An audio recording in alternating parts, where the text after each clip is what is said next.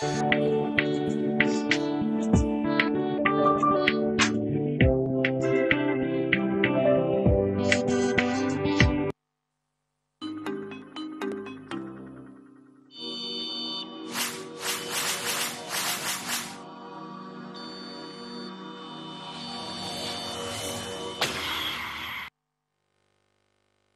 à tous de suivre notre entretien avec le pasteur Ange. Bienvenue à Luna, visionnaire de l'Église La Vie en Jésus-Christ. Pasteur, bonjour. Bonjour madame la journaliste. Comment remédier au surpéché? C'est le thème que nous abordons avec vous ce matin.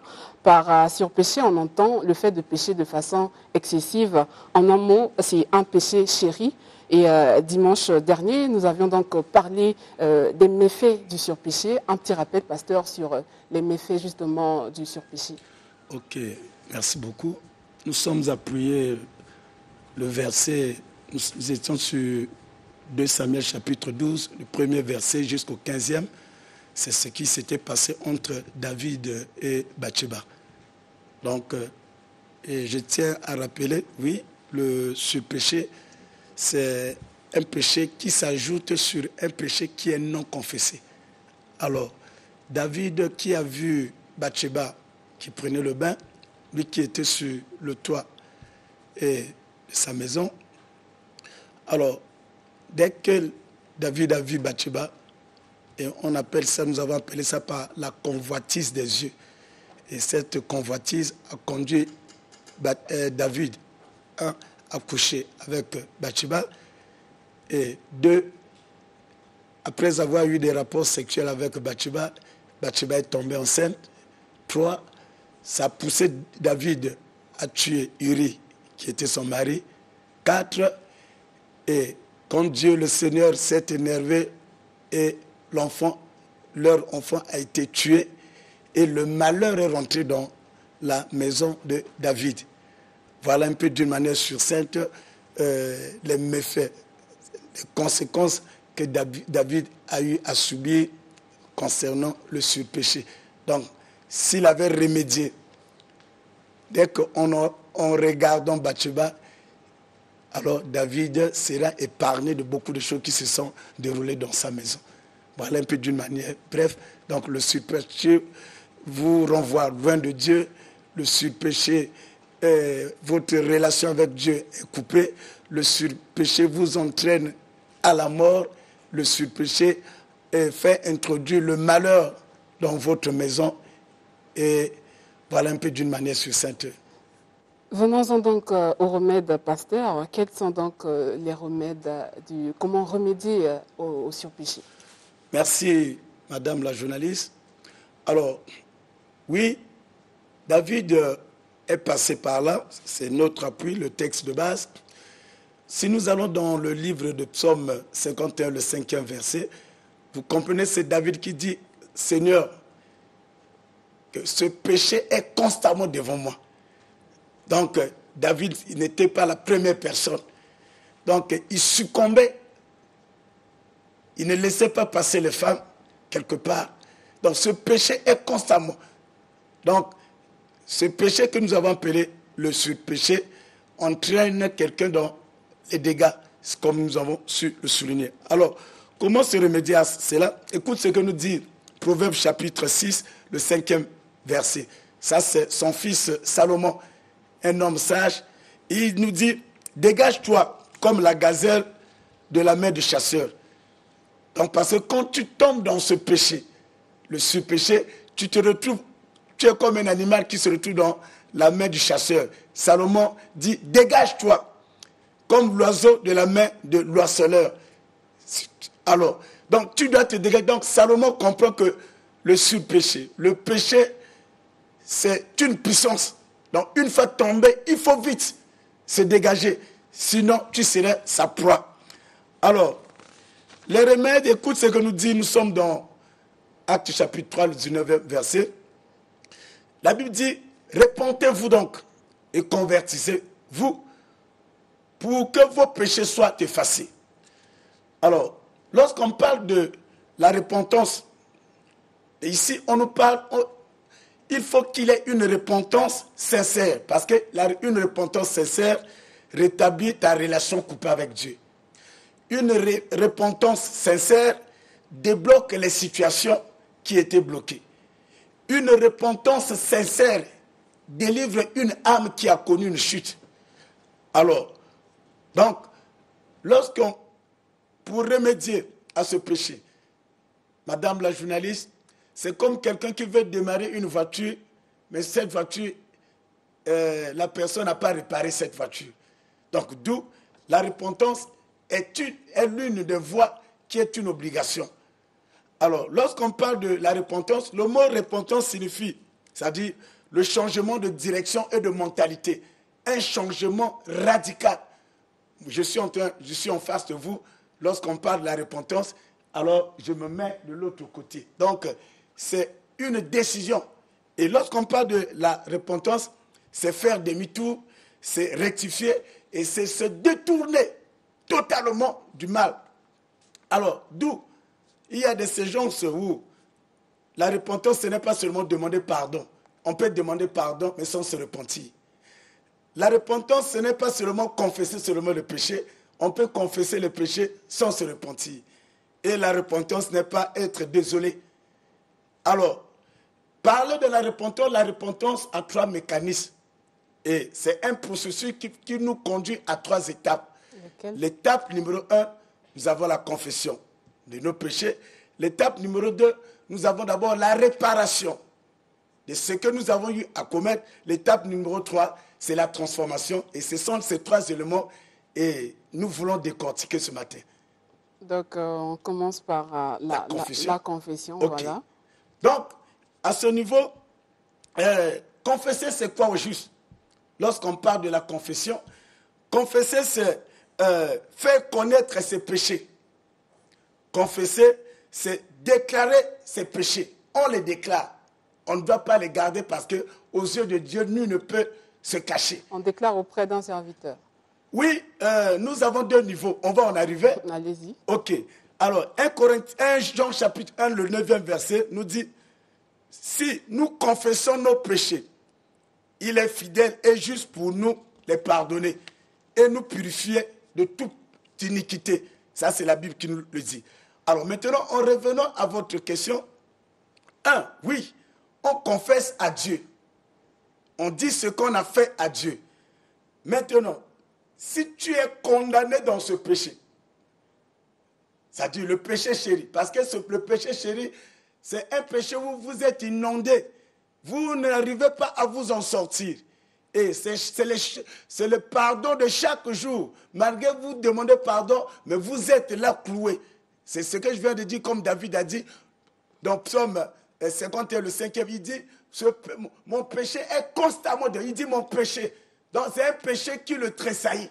Alors, en ce moment, lorsque vous êtes condamné par ce péché, ça veut dire que votre âme a connu une chute.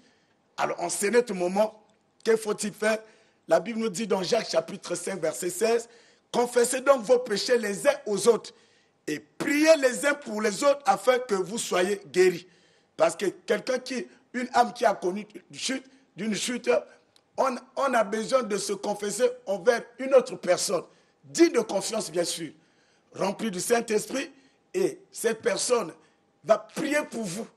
Parce que votre âme a commis une chute et il va prier pour vous relever. Vous sortir du filet de l'oiseleur. Vous sortir de l'étape, vous retrouvez. Donc, c'est là où la confession rend efficace le sang de Jésus crucifié sur la croix en ce moment. Donc, d'où? Maintenant, dans le domaine de la confession, comme je l'ai dit, on confesse à Dieu ce que vous avez commis devant Dieu. Et on confesse également le péché à une personne, devant une personne à qui vous avez commis le péché. J'ai commis un dégât envers vous, je dois me venir vers vous pour demander pardon. Donc on commence chez un pasteur et ensuite on va envers la personne à qui on a offensé. Non, je veux dire par là. Okay. Et qu'est-ce que je veux dire? Okay. Tu commets un péché envers moi, tu m'insultes, tu m'as causé tort. Qu'est-ce qui va se passer? Tu vas revenir envers moi pour dire pasteur, pardonne-moi pour tout ce que j'ai eu à faire. Maintenant, un péché commis en public, moi je suis un homme de Dieu par exemple, et j'ai commis un péché publiquement, et je passerai à la télé pour dire que, peuple de Dieu, pardonnez-moi pour ce que j'ai fait. Un péché commis devant l'église. Devant l'église, je vais demander pardon au peuple de Dieu pour ce que j'ai. Et maintenant, si c'est un péché qui vous ronge, alors qu'est-ce qui va se passer? Alors, c'est comme nous venons de souligner, on va auprès d'un homme à qui on a confiance et il prierait pour vous. C'est une délivrance totalement, comme nous l'avons dû le souligner la fois dernière. Maintenant, après la confession, le deuxième élément, c'est la réparation. Okay. La réparation, où nous pouvons appeler par la restitution. Et ici, c'est comme la Bible nous le dit, la foi sans les œuvres, c'est une foi morte. Qu'est-ce qui va se passer? Vous êtes madame la journaliste, je prends un exemple, et je suis un homme marié, et vous commettez l'adultère avec moi, et que vous demandez pardon. Écoute, après avoir demandé pardon, restituez le mari de Trouille. Donc, vous devez vous retirer de moi. Et là, c'est ce que la Bible nous exige. J'ai volé quelque chose de vous, je vous demande pardon, j'ai confessé. Moi, écoute, ce qui a disparu, c'est moi qui avais pris ça. Et en confessant mes péchés, d'accord. Le deuxième élément, je dois réparer, restituer ce que je vous avais volé. Madame, sans aller loin, sans même aller sur une montagne, rentrer à Gênes, cette relation va être rétablie. Donc, la réparation, elle est une obligation. Alors, d'où, c'est ce que nous dit, nous sommes dans Luc chapitre 19, à partir du 8e verset, ce qui s'était passé avec Zachée. Zachée va dire, je donne aux pauvres la moitié de mes biens. Là, il était en face de Jésus. Il dit, si j'ai fait du tort à quelqu'un, je lui rendrai le quadruplé. Donc ici, quand Zachée parle ainsi, et il aborde la question concernant la réparation, la restitution. Et nous avons également le troisième élément. Le troisième élément, c'est la transformation. Quand on parle de la transformation, c'est la prise de la décision. Okay. Puisqu'il y a décidé et décidé. Beaucoup ne décident pas. Parce qu'il y a une décision où c'est l'expression qui vient du cœur. Et il y a une décision où c'est une expression qui est seulement verbale. Alors, quelqu'un qui prend la décision sincèrement, alors les cieux vont l'accompagner. Qu'est-ce qui va se passer? Lorsque j'aborde ce point, nous comprenons que pour remédier à cela, nous devons avoir Christ. Parce que je prends la décision d'abandonner, mais cette force, c'est le Saint-Esprit qui m'accompagne. Il a dit que sans moi, vous ne pouvez rien faire. Et d'où ma part, ma responsabilité, c'est de décider, c'est de dire non, et plus jamais je ne le fais. Et en le déclarant, et c'est l'expression, comme je l'ai dit, une expression sincère, émanant de mon cœur, de mon âme, où mon esprit est engagé, alors avec l'aide du Saint-Esprit, et cette décision va m'emmener à la victoire. Une décision qui doit peut-être aussi être soutenue par les prières, ensemble avec les hommes d'église. Exactement. Bon, pas seulement les hommes d'église. Nous avons abordé ce sujet la fois dernière. Les responsabilités sont partagées. Après avoir prié pour vous et après avoir passé par la délivrance, ça se conserve. Maintenant, qu'est-ce qui va se passer? Je prends par exemple le cas de David, dont nous avons abordé le sujet. David, qui est tombé avec Bathsheba à cause de la convoitise des yeux. Maintenant, quand je vais prendre la décision, qu'est-ce qui va se passer? C'est à moi maintenant de discipliner mes yeux. C'est à moi de discipliner mes yeux. Parce que en disciplinant mes yeux, ça ne demande plus les hommes de Dieu. Ça ne demande plus l'appui du pasteur. On appelle ça, c'est une autodélivrance. Donc, si j'aurais été David, si tu aurais été David, donc désormais, une femme d'autrui qui est en train de se baigner, donc il doit éviter de porter son regard. Et cette décision, cette discipline va te conduire à maintenir ta délivrance. Voilà un peu quelques-uns. Quel est le plus grand péché du monde? Monsieur Dipika Armand, voilà, qui nous suit depuis à Gombe, voilà. Je veux savoir le plus Quel grand. est le plus grand péché du monde? Mais il n'y a pas de petit, il n'y a pas de petit, il y a pas de petit péché. La Bible nous le dit, sauf quand on parle du blasphème. Et quelqu'un qui blasphème contre le Saint-Esprit, et la Bible nous dit que c'est un péché impardonnable, c'est-à-dire un miracle de Dieu. Et lorsque vous l'attribuez au diable, alors ça c'est un péché qui est impardonnable selon la Bible. Sinon, il n'y a pas de petit péché. Monsieur Dibala. Dipika. Dipika depuis Lumumbashi. Ok, Ouais. ok. Donc, pasteur, un message particulier, puisque nous sommes arrivés à la fin de cette émission. Alors, un message particulier, j'aimerais dire aux bien-aimés, il y a quelqu'un qui avait vaincu le péché sur le mont Golgotha. Ça fait plus de 2000 ans. Cette personne s'appelle Jésus-Christ Nazareth. Tu ne pourras jamais vaincre le péché sans avoir Jésus en soi. Et pour que tes péchés soient également pardonnés, lavés par le sang, tu dois avoir ce Jésus-là en toi. Et c'est ce sang-là qui va te laver et c'est ce sang qui va te purifier. Raison pour laquelle ce matin, j'aimerais que tu puisses recevoir tout de suite Jésus-Christ dans ta vie comme Seigneur et Sauveur en faisant cette prière avec moi. Dis avec moi, Seigneur Jésus, ce matin, je te reçois dans ma vie comme Seigneur et Sauveur personnel. À partir d'aujourd'hui, je refuse de servir les anciens maîtres. Je refuse d'être l'esclave des maîtresses et des anciens maîtres que j'ai eu à servir. Je prends la décision avec mon âme, mon corps et mon esprit de m'attacher à toi. Amen.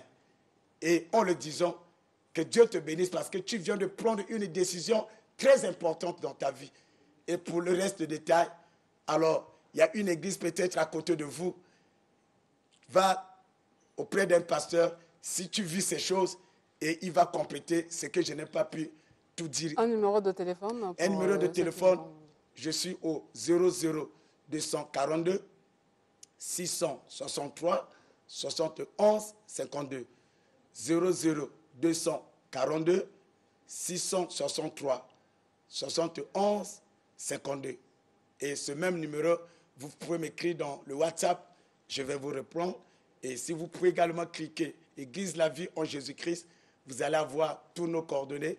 Et tout en cliquant également Pasteur Ange Alouna, vous allez avoir toutes mes références. Que Dieu vous bénisse. Et Jésus vous aime beaucoup. Et je vous aime beaucoup. Merci beaucoup, pasteur Ange. Bienvenue à Luna. Vous l'avez bien compris, c'était l'entretien avec le pasteur Ange. Bienvenue à Luna, visionnaire de l'église La Vie en Jésus-Christ. Joyeux anniversaire à Davina Likibi de la part de Rostand Moudier.